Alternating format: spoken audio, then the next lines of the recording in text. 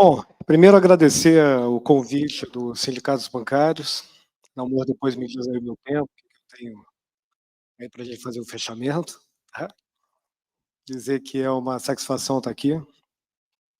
Eu sou homem, pele branca, bigode cavanhaque, calvo. Estou aqui para falar sobre o direito da pessoa idosa. Depois de tudo que a gente viu aqui, a gente tem que pensar, e o meu tema ficou sobre o direito da pessoa idosa. Nós temos que pensar, primeiro, o que é direito, né? E por que idoso, né? Por que classificaram, a partir de determinado momento, uma pessoa como alvo de um calabouço de normas que possa proteger essa condição de ser uma pessoa idosa? Bom, o direito, ele é um conjunto de normas. Quem cria essas normas somos nós mesmos. E essas normas, elas são para dar direitos e obrigações. E pensa em tudo que nós ouvimos aqui, da Concerte, da Manuela, Marta, aspectos extremamente importantes, aspectos que afetam diretamente a nossa condição de vida, as nossas relações interpessoais.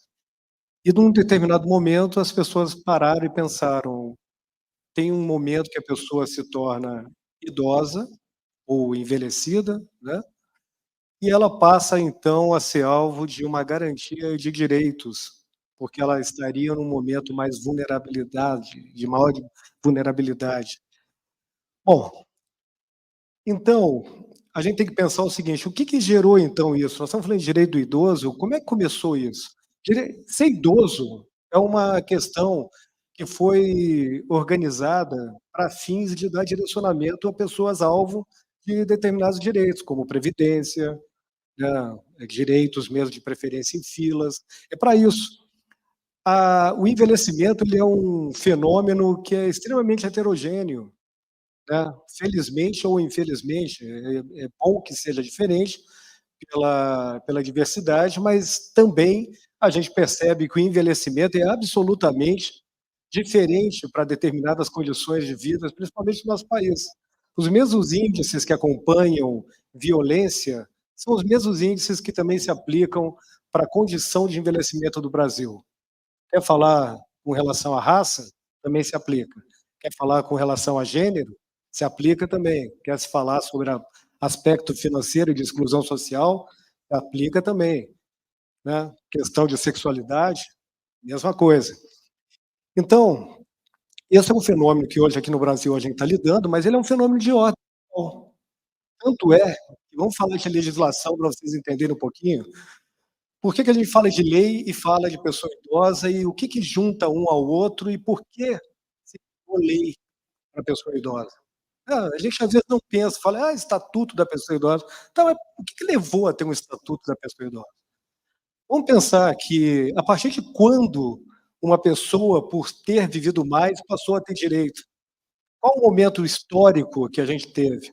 Né, se a gente for perceber, assim, quadros, por exemplo, tentando registrar época de Salomão, as pessoas eram, né, vestidas como pastores, velhos, com barba, um carneiro, um cajado andando, e era um ser que não se dizia que aquele quadro era em função de um ente vulnerável. Ali ia um pastor, com uma atividade, ele era só envelhecido e ponto final, né, ninguém dizia assim: "Olha, ali vai um velho", não, ali vai um pastor. E aí daqui a pouco começaram, né, a ter algumas condições de vida conjunta, o ser humano começou a criar, condições de viver em grandes cidades, né, vilas, e aquilo foi gerando uma condição de comparação, de uma situação de gerar mais condição de um em relação a outro, né, começou a ter mais essa situação. Começamos a ter então várias civilizações até chegar num momento mais moderno, se assim podemos dizer, em que nós tivemos uma Primeira Guerra Mundial. Aquilo ali foi uma comoção mundial, as comoções levam a pensamento, como a gente está vivendo agora no Rio Grande do Sul, quando acontece uma catástrofe, como uma guerra, todo mundo passa a pensar. E naquele momento a gente já começou a pensar o quanto era uma covardia a condição de uma pessoa idosa com relação a uma pessoa, jovem, com condições de se defender em relação a pessoas idosas. Quando veio a Segunda Guerra Mundial, a mesma coisa, e aí nós levamos uma situação de reflexão que levou em 1948 a Declaração Universal dos Direitos Humanos. E ali foi a primeira vez que disseram assim: "Todos são iguais, todos têm direitos, e os direitos fundamentais, todas as pessoas devem ser consideradas, né, iguais perante a lei". Então, nós falamos pela primeira vez a velhice. Depois essa questão, ela vem sendo discutida em várias, encontros, foram provocados na Organização das Nações Unidas, e toda essa esse debate acabou caindo numa questão de que o Brasil também estava fazendo a Constituição de 88, e isso levou para que nós fizéssemos um reflexo direto e pensássemos pela primeira vez na história desse país, né, a falar em direito das pessoas idosas. Nós não tínhamos essa condição, a gente falava da velhice em relação à previdência e a pessoa com realmente uma vulnerabilidade que merecia ser alvo de previdência social, algo que resguardasse, mas assim, uma condição quase que de total vulnerabilidade, não era de direito de uma pessoa viver, era uma direito de uma pessoa, sobreviver, né. E aí nós fizemos então pela primeira vez, e chama atenção o artigo 229, 230, que falam daquilo que nós estamos tratando hoje aqui, né. No artigo 230 fala que o direito da pessoa idosa deve ser resguardado pela família, pela sociedade, pelo Estado. Então pela primeira vez falou do direito de uma pessoa idosa e depois já colocou em escala quem é que deveria se responsabilizar, se preocupar com o bem-estar e a garantia do direito dessa pessoa. E começa, não é de graça, mas começa pela família, exatamente por essa proximidade, o bem-estar e o reconhecimento da importância de um seio familiar para um bem-estar de uma pessoa em qualquer fase da vida, principalmente nessa fase também idosa. Feita essa introdução, né, nossa na Constituição de 88, Constituição Cidadã, chamado por alguns, né, nós logo em seguida também em 94 trouxemos para o Brasil a ideia da Política Nacional do Idoso. Ou seja, foi pela primeira vez que nós colocamos na nossa lei maior, trouxemos também a ideia de termos uma política da pessoa idosa. Mas notem que nós estamos falando de 94, veio uma regulamentação em 96 depois, né, pra tratar dessa mesma política, e só em 2003 nós tivemos aqui no Brasil, então, o Estatuto do Idoso, né, hoje Estatuto da Pessoa Idosa, né. Nós tivemos uma alteração na nomenclatura para ter uma percepção de maior inclusão de todos e todas, né, nessa questão do direito da pessoa idosa. Então é a Lei 10.741 de 2003. E a gente está sempre voltando para essa questão da família. Vem do estatuto, de novo, veio trazendo direitos fundamentais, falando também dos direitos de convivência, direitos sociais, direito de estudo, trabalho, tudo, dizendo assim: a pessoa idosa, ela não é um ser que quando chega aos 60 anos, que é como a gente falou aqui, um regramento meramente, para fins de aplicação de lei, porque eu posso ser uma pessoa de 60 anos, absolutamente diferente de uma outra pessoa de 60 anos, né, somos seres totalmente diferentes, com hábitos e condições muito diferentes e com a mesma idade. Então isso não seria um critério exato, mas é um critério de aplicação de política pública. Mas voltamos à questão de que sempre nesse aspecto a família, que a gente está falando de cuidado da família e todos os aspectos que o envelhecimento traz, realmente é importante. O estatuto vem reforçar isso aí, vem trazer todas as condições que uma pessoa nesse estatuto teria como direito para viver, né, mais e também em condições de dignidade humana, né. Pode passar aqui? Eu mesmo passo? Pronto. Então ali temos algum eu vou passar rápido aqui, eu faço geralmente lâminas para eu me dirigir aqui, porque eu falei de TDAH aqui, eu estou me descobrindo aqui, viu, Marta, aos 57 anos que eu devo ter mesmo, porque eu começo a falar, eu vou viajando nas linhas aí de filosofia.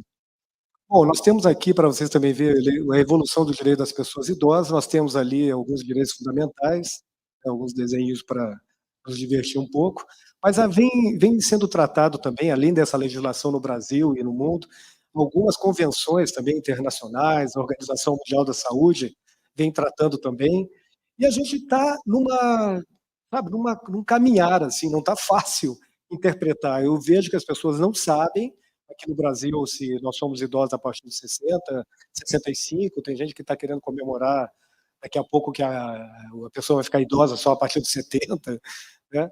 Então tem uma dúvida a respeito disso, e é uma dúvida, inclusive, a respeito do envelhecimento na própria OMS, né?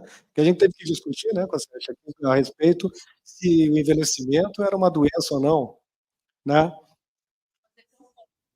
Pois é, tivemos que fazer campanha, ou seja, queriam colocar um CID, né, vinculado ao envelhecimento.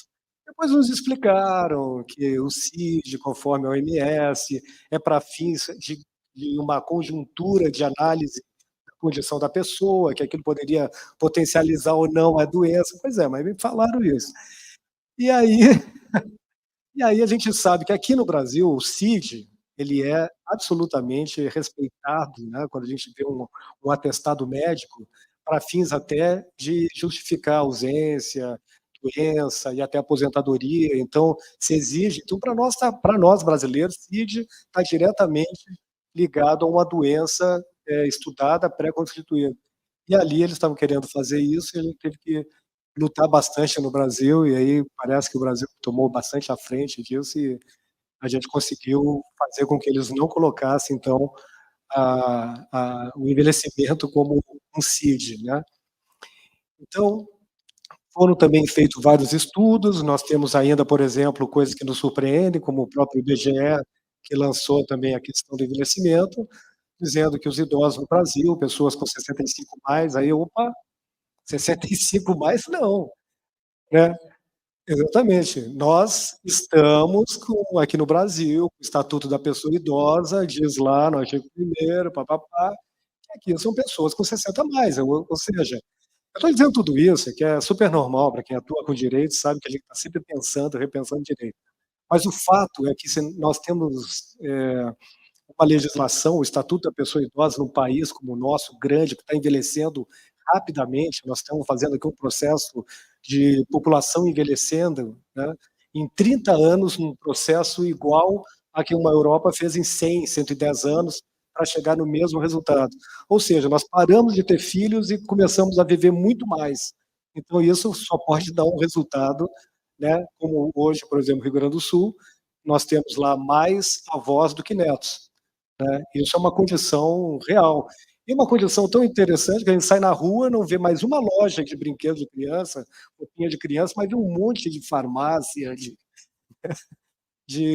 coisas para pessoas mais velhas, né. Ou seja, são fatos mesmo que a gente está vivendo. E essa convenção, ela está sendo também já foi ratificada pelo Brasil, mas ela está sendo, patinando aqui no Brasil, essa convenção interamericana, para ser aplicada. A gente não sabe exatamente, né, Cossete, ou não quer saber. Pode. Sobre a questão de gênero, é o artigo que os deputados e senadores mais conservadores não aceitam. Então eles não estão votando. Então está tendo toda uma série de negociações, tanto do Conselho Nacional dos Direitos da Pessoa Idosa, do Ministério dos Direitos Humanos, do próprio conselho, da própria Comissão da Pessoa Idosa, da Cidoso, na Câmara dos Deputados, para tentar chegar a um acordo, né, porque é um absurdo que o Brasil não ratifique a convenção. Pois é, então depois de tudo que nós ouvimos da Cossete, da Manuela, da Marta, a respeito da importância do que está acontecendo em termos de uma população envelhecida, de relações interpessoais, de famílias, uma falta de estrutura no país, uma necessidade de aplicar condições de minorar as consequências de uma demenciação em escala no país, a gente ainda vê essa questão, essa dificuldade, essa má compreensão em relação a ratificar aqui no Brasil, aplicar uma convenção que nós assinamos lá fora, e a gente tem a dificuldade de fazer a evolução desse conjunto de normas que a gente está vendo, que hoje justifica o direito da pessoa idosa. Então, fazendo um resumo, é isso, é a Constituição, tá? Nós temos aí alguns artigos que garantem o direito da pessoa idosa, nós temos a Política Nacional, o Estatuto, né, do Idoso, hoje Estatuto da Pessoa Idosa, tá? Então, a Convenção Interamericana que nós já falamos, traz aqui, são algumas também, a Organização dos Estados Americanos trouxeram para nós várias questões que a gente deve aplicar aqui no momento que a gente colocar para fazer a vigência no país, né, mais algo para nos ajudar. E dentro do direito, né, e a gente tenho atuado no direito da pessoa idosa e tenho também tido a oportunidade de atuar na política nacional também da pessoa idosa, onde eu já tive a oportunidade de atuar junto ao Conselho Nacional da Pessoa Idosa, aqui no Distrito Federal. Estou como presidente agora do Conselho da Pessoa Idosa, representando através da OAB.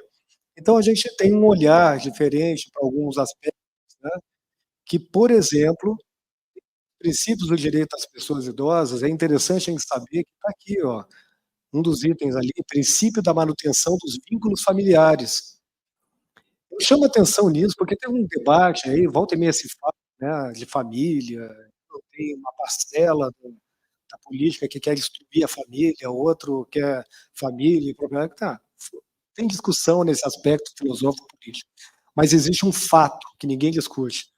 Uma pessoa acolhida e vivendo dentro do seu ambiente familiar, ela tem uma vantagem, me digam se eu estou errado aqui, ela tem uma vantagem, tá, absurda em relação a quem não tem qualquer tipo de, aí a gente pode ampliar o conceito de família, mas tem que ser uma família que acolhe. Uma vez me falaram uma coisa muito bacana que eu gosto de repetir, que o que seria o conceito de felicidade? O conceito de felicidade é você estar rodeado de pessoas que realmente se importam com você. Isso é absolutamente, importante para um sentimento de existência. Então, o princípio da dignidade da pessoa humana está lá para as pessoas idosas. O princípio da solidariedade social, se a gente não tiver isso, não funciona. E o princípio da manutenção dos vínculos familiares. Algo que, por exemplo, eu venho atuando, né, em muitos casos, isso aqui nós vamos pular, eu até deixei aqui com os sindicatos bancários uma cartilha de direitos da pessoa idosa, onde tem o estatuto também, e ali tem sites e telefones úteis para buscar ajuda e informação. E dentro dela tem algumas, mais ou menos nesse formato que eu fiz, falando dos direitos da pessoa idosa. E voltando, oi?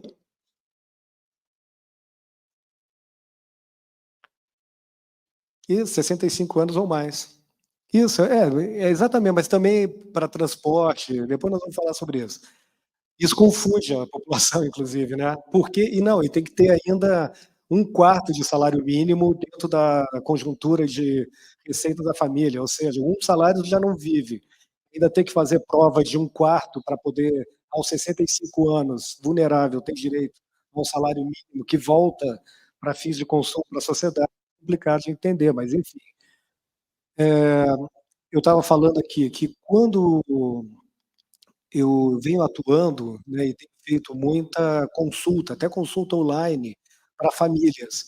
O que eu vejo da maior dificuldade das pessoas de se colocarem, né, é essa condição das pessoas não terem um olhar para o próximo, a manutenção dos laços familiares e da solidariedade. Então, aqueles princípios que a gente estava falando, ele é básico para a gente começar a conversar com as pessoas sobre os direitos. A gente estava falando aqui, o que é direito? Bom, direitos são um conjunto de normas, obrigações e deveres para dar um equilíbrio social né, para as pessoas viverem uma condição equilibrada. Né, direito da pessoa idosa está aí, nós já falamos. Agora, nada disso adianta se nós não tivermos um equilíbrio social, dentro daquilo que vocês estavam falando. Se nós não tivermos, né, e nós vamos falar depois de vários direitos, como, ó, já tem 5% da aposentadoria para quem se aposenta, muitas pessoas não sabem disso, muitas pessoas. O BPC também, que é esse benefício de prestação continuada, processo judicial, quem tem 60 anos e até 80 também, eu chamo a atenção que 80 anos no Brasil ainda tem essa. 60 anos são as pessoas consideradas idosas nesse país, independente da tua condição física, né, genética, o que seja, né, você é uma pessoa idosa para fins legais. Aos 65 você tem alguns direitos, inclusive previstos na Constituição, né, como o próprio BPC, o direito geral para a pessoa pegar um ônibus, né, interestadual ou fazer uso de um ônibus também coletivo, público, municipal, também 65, a lei já garante. Alguns municípios baixam de 65 a 60, como Brasília fez no ano passado. Então as pessoas estavam na dúvida, então é por isso. É por isso que alguns municípios, como isso é uma lei que o município pode lançar mão, alguns municípios fazem, outros não, né. Mas de fato, 65 anos, a pessoa tem direito em qualquer lugar do Brasil a fazer uso do transporte público de graça. E também saque do PIS, saque do FGTS, alimentos, que é um capítulo interessante, porque a partir do momento em que começamos a tratar mais o direito das pessoas idosas, há uma compreensão hoje, sem dúvida, de que os filhos também têm obrigação de prestação de alimentos em relação ao pai e à mãe idosos. E também, o que é interessante é que a lei vem dizendo que ele pode fazer essa solicitação em relação a qualquer um dos filhos. Não precisa fazer um processo chamando todos os filhos, obrigando a todos cotizarem. Uma pessoa idosa, pela urgência e necessidade, faz uso desse direito, dessa prerrogativa, pede o alimento para um dos filhos que considera mais apto a fazer esse compromisso, e o filho esse que depois vai buscar o seu direito de compartilhar entre os demais irmãos, se for o caso, né. Então o transporte público a gente comentou, gratuitos também, né, a gente sabe da farmácia popular, né, então é algo que se estabelece em garantia da pessoa idosa, né. E tem outros vários aí, ó, meia entrada, estacionamento, né, a gente conhece tudo isso, gente, está dentro do estatuto da pessoa idosa, tá. Tudo isso está previsto. E aí a gente está vendo algumas coisas que as pessoas não têm noção, por exemplo, concurso público. Muita gente diz: "Ah, eu não posso fazer porque eu já sou idoso". Não, não tem a ver. Talvez não possa fazer se a condição física for um requisito para cumprir aquela função. Por exemplo, realmente nós temos que torcer, nos curvar a uma realidade que uma pessoa fazer concurso para bombeiro aos 70 anos não é a fase da mais adequada.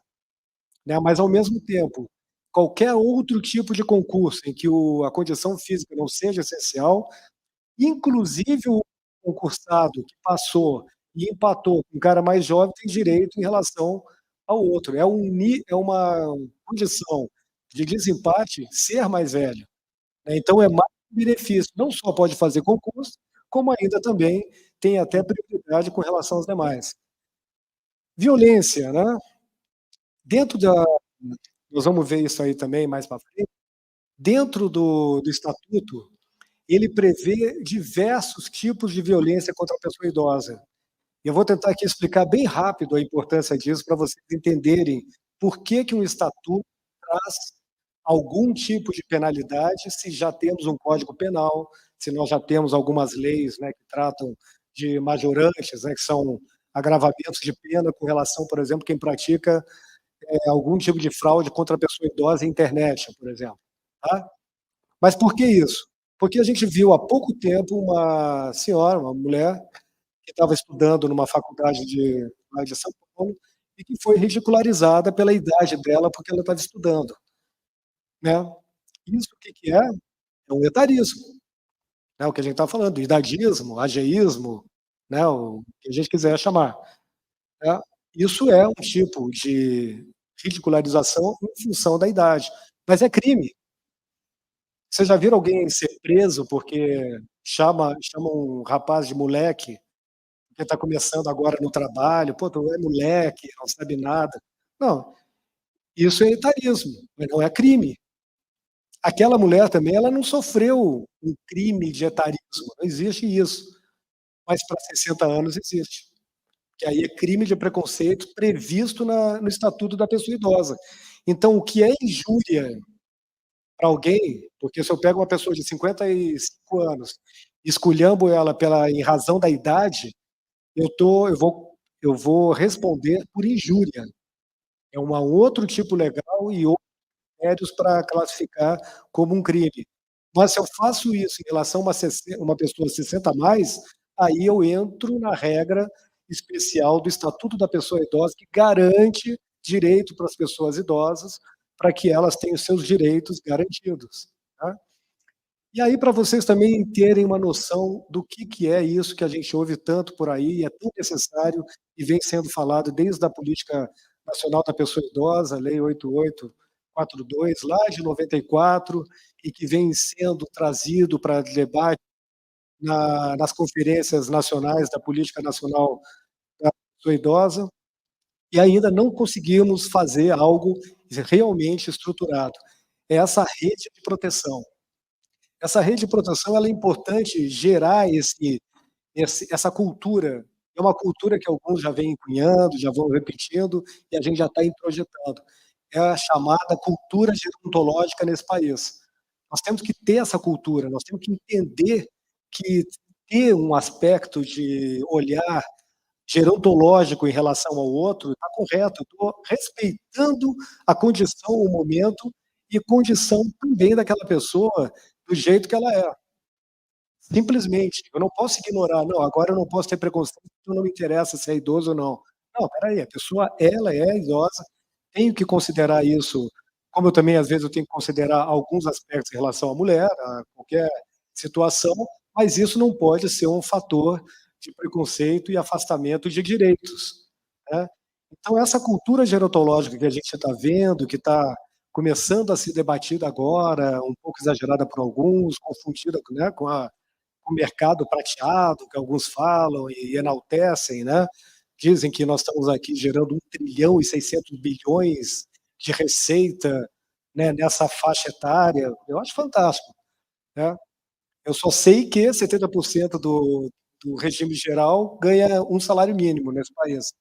Então eu não sei de onde é que vem essa festa toda, mas tudo bem, eu também não vou criticar, porque não sou o maior conhecedor, só acho diferente do que eu observo na prática. Então nós temos a definição dessa rede de proteção, procurem entender que vocês vão ver como é importante, já começa essa rede de proteção dentro da família, amigos, vizinhos, sociedade, então isso é importante, se nós não tivermos esse princípio da solidariedade, que nós falamos lá atrás, não adianta, idoso ter 2.000.000 na conta, dependendo da situação, pode ser um problema ou pode ser uma solução, tá. A gente estava falando aqui de demenciação, nós estamos falando de alto índice de demenciação. É bom uma senhora sozinha, viúva, com 2.500.000 na poupança? Não sei. Eu acho que talvez ela esteja muito menos vulnerável se não tiver isso na poupança, né. Pelo que eu tenho observado nos casos que eu atuo, infelizmente ter dinheiro nesse país, na condição que nós estamos, sem uma condição de proteção de rede social, acaba gerando maior vulnerabilidade e menos, segurança para a pessoa. Aqui tem uma lista para vocês depois verem, dos crimes contra a pessoa idosa, tá. Isso é um caso que está aumentando, tanto em função do aumento da quantidade de pessoas idosas nesse país, como está aumentando também em função de tudo isso que nós estamos falando. Gente, eu tenho visto alguns casos, né, de violência contra a pessoa idosa, vai parar em delegacia, vai parar em crime de filho, etc. Bom, primeiro que 80 e tantos por cento dos casos que nós temos de violência são praticados por parentes e parentes próximos. Então é filho, né, é o neto, é aquele primo, genro, é tudo, tudo. Falou em parente, tá lá, né. E aonde que começa a pegar é nessa questão da demenciação não compreendida, a pessoa vai tendo limitações e ela é agredida em vez de ser ajudada. Quem tem o mínimo de contato, e a Cosette pode dar uma aula aqui para nós, que um dos processos que a gente vê de identificação da demenciação é exatamente a violência da própria pessoa, a irritabilidade, a hipersexualidade, que é capaz de levar uma pessoa que está demenciando a ser linchada. Ou seja, é isso que nós temos que falar, que nós precisamos entender para separar o crime de uma doença. Aqui nós temos a ideia, ó, de que o que é crime, conforme o Estatuto da Pessoa Idosa, e quais são as punições. Aí eu abro um parênteses aqui rapidinho. Por que no Brasil nós estamos tendo agora um projeto de lei que está querendo aumentar todas as punições? Vejam as punições: reclusão de 6 meses a 1 ano e multa. Ó, negar emprego, negar o acesso a cargo público. Crime, está no estatuto. Maus trato que resulte em lesão corporal, reclusão de 1 a 4 anos, né. Esse aqui já vai mais. Deixar de prestar assistência ao idoso ou recusar, retardar ou dificultar sua assistência à saúde, detenção de 6 meses a 1 ano de multa. Isso aqui é uma lei, me desculpe, mas isso aqui, né, se a gente for aqui definir o que é dissuadir alguém, nós não vamos encontrar essa palavra nessa lei. Então nós estamos vendo que tem e vai passar isso aí, vai aumentar a lei, por quê? Porque além disso, quando a lei ela prevê multas e penas alternativas, ela é considerada uma agressão de menor potencial. Isso cai no tipo juizado, e caindo no juizado ela pode ser revertida em outros tipos de punição. Então, acaba que hoje, né, as punições previstas no Estatuto da Pessoa Idosa, ela infelizmente tem uma previsão de punição que não está cumprindo socialmente o que é o mais importante, né, da lei, que é evitar a agressão à pessoa idosa. Nós estamos infelizmente tendo muito problema, principalmente com uma coisa chamada assédio financeiro. Muitas pessoas não têm noção, né, do mal que causa a uma pessoa idosa ficar insistindo com dinheiro, empréstimo, utilizando o nome da pessoa para fazer empréstimo consignado, e assim vai. E aí, uma coisa que a gente tem que lembrar é que, infelizmente, nós estamos vendo que, cada vez mais, a pessoa que agride, ela não tem noção que é agressora, e a pessoa que é agredida não sabe que está sendo agredido.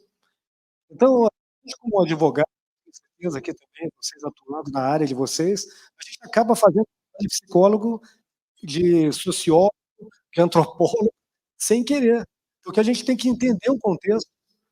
A gente tem que explicar para a pessoa: "Meu filho, isso que você está fazendo é errado".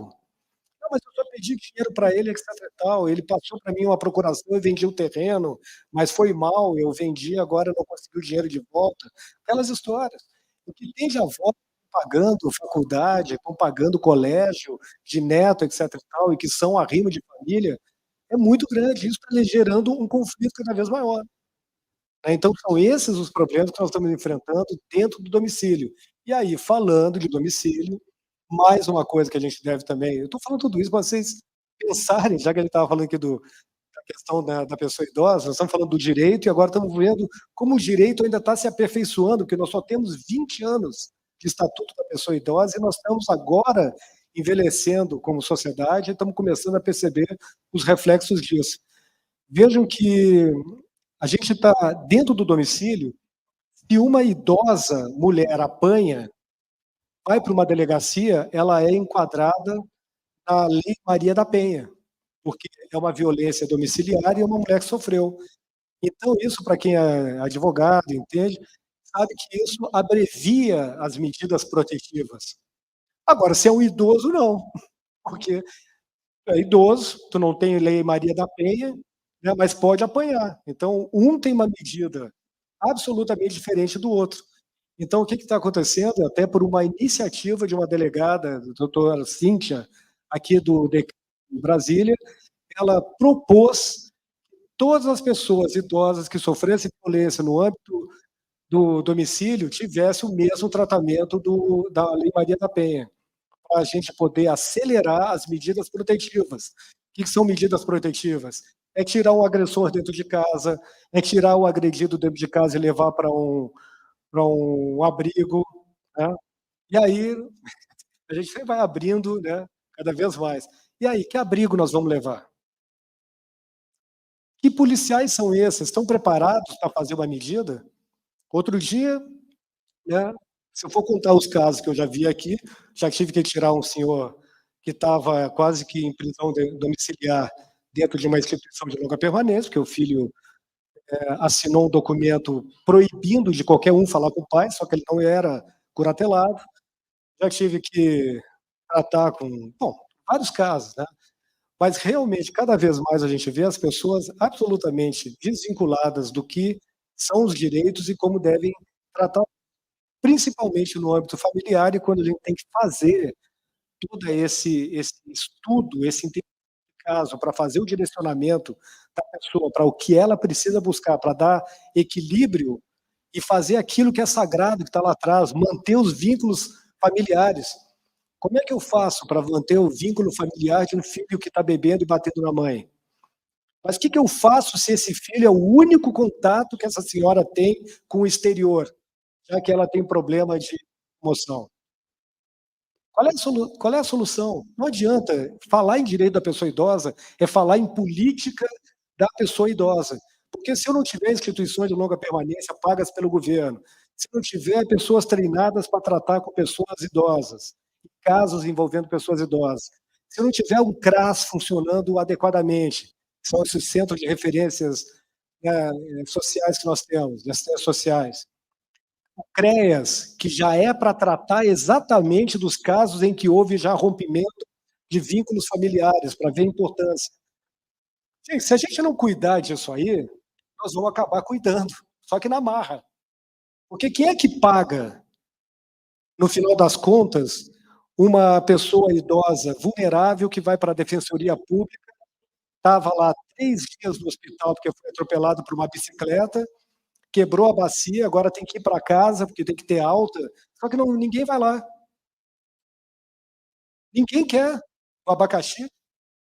Aí fica a assistência social do hospital ligando para o Ministério Público para ver se vai algum familiar lá para dar alta, para liberar uma cama, um leito de hospital, para levar para algum lugar. Não tem. O filho não vai, o filho sumiu, a filha não diz que não tem espaço, que trabalha, que não tem tempo, e não tem para onde levar. Então aí vai o Ministério Público, chama a Defensoria Pública, vê que é uma pessoa vulnerável, entra com uma medida de proteção, o Estado é obrigado a interná-lo na marra e quem é que paga? O erário público. E quem é que paga o erário público?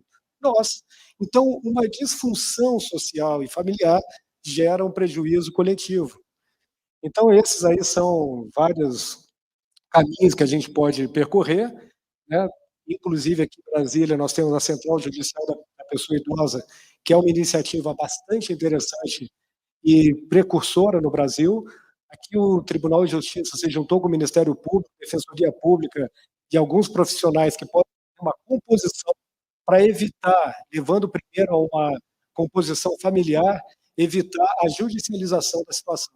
Então tem dado certo, tem funcionado, isso aí. E principalmente diz que, né, o Disque 100, que é hoje dos direitos do Ministério dos Direitos Humanos, né, que é hoje, para nós que atuamos com o direito da pessoa idosa, o principal fonte para entender o mínimo da situação de violência contra a pessoa idosa no país. Mas, infelizmente, nós temos a dificuldade de aplicação, tá, da toda a corrente pós-denúncia, porque depois da denúncia tem que ser levado isso para uma delegacia, ou Ministério Público, ou CRAS, Defensoria, é quase como proteção, né, de qualquer vulnerável, né, inclusive de animais. E aí, passando rápido aqui, com tudo isso que nós estamos pensando, nós temos que pensar assim, bom, a gente estava falando aqui o que é o direito da pessoa idosa. O que a pessoa idosa quer? Eu não sei vocês, mas pelo que eu tenho avaliado em vários lugares que eu venho falando, principalmente a pessoa idosa, ela quer direito à manifestação de vontade. Isso é uma coisa importante, a gente estava falando aqui de testamento vital, né, nós estávamos falando aqui do direito da pessoa de ter autonomia para as suas ações. Então as pessoas querem ter direito de se manifestar, de ter a sua religião, de ter a sua sexualidade, o que eles quiserem, dentro da condição. Nós não precisamos mexer nas pessoas, cada um envelhece de um jeito, mas nós temos que ter um cenário apto às pessoas serem o que são. É isso que nós temos que ver. E isso que a gente está falando, até quando o idoso pode dirigir? Vocês já pensaram nisso? Qual é o critério? É a idade? É dinheiro para comprar um carro? O que faz uma pessoa dirigir? No final das contas, isso aí para nós é um bom entendimento. Vai dirigir até quando puder dirigir, né. Então, vai ser gente até quando puder se manifestar, infelizmente é isso. Manifestação está ligada à dignidade humana, dignidade humana está ligada a direitos humanos. Então isso, manifestação de vontade, respeito ao que a pessoa quer, é absolutamente necessário. E de novo a gente cai numa necessidade de reflexão de cultura gerontológica. Então, tem algumas novidades aqui. Quando a pessoa chega nesse momento então, né, agora falando de direito, família, todo mundo vai passar por isso, nós estamos falando de demenciação. Quando cai na demenciação, o que a pessoa pode fazer? Né, a gente começa a ver, com todos esses sinais que a gente está vendo, a pessoa já não está comendo bem, ou tem feito algumas questões que não estão de acordo, por exemplo, hipersexualidade, também tendo um comportamento antissocial, a gente tem que fazer alguma coisa. Então, hoje nós temos uma cultura que está se estabelecendo a partir do estatuto da pessoa com deficiência, que tirou a questão da interdição da nossa legislação, tirando totalmente a pessoa do comando das suas ações, atos civis. O que está dizendo hoje? Que tu pode interditar a pessoa até se ficar verificado que ela não tem nenhuma capacidade de se manifestar. Mas se ela tiver um pouquinho, essa esse pouquinho tem que ser observado. Tá? A gente tem que tentar fazer a manutenção, exatamente nessa linha. Agora, é fácil? Não.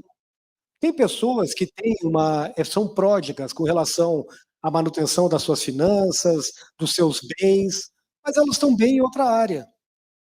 Então elas podem ser hoje, por exemplo, curateladas em termos só financeiros. Então a gente tem que respeitar a parte em que a pessoa ainda tem autonomia. Ela quer sair, quer tomar uma cerveja, quer viajar, ela só não sabe gerir o dinheiro. Então ajuda ela a ter essa condição, né, ainda que você seja o curador. E aí, de novo, vamos abrir mais um parênteses aqui, né, nós temos essa condição, podemos interditar alguém, é um processo chamado processo de interdição, em que nós vamos buscar a curatela. E quando a gente busca a curatela da pessoa, que é algo que não pega todos os aspectos, mas é parcial, nós temos que ter uma pessoa chamada curadora.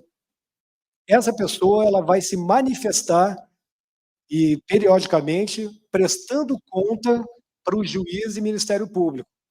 Então, curador não é uma brincadeira, é um compromisso, tanto que a pessoa assume isso perante o judiciário. E são os maiores problemas que eu estou vendo, que às vezes uma senhora ou um senhor faz a curatela da esposa e, infelizmente, acham que continuam casados e está tudo igual. Então faz aquela coisa, assim, pega a aposentadoria da pessoa, joga numa conta, usa o cartão de crédito, etc e tal, chegou lá, 2 anos, vai prestar conta, não tem um recibo.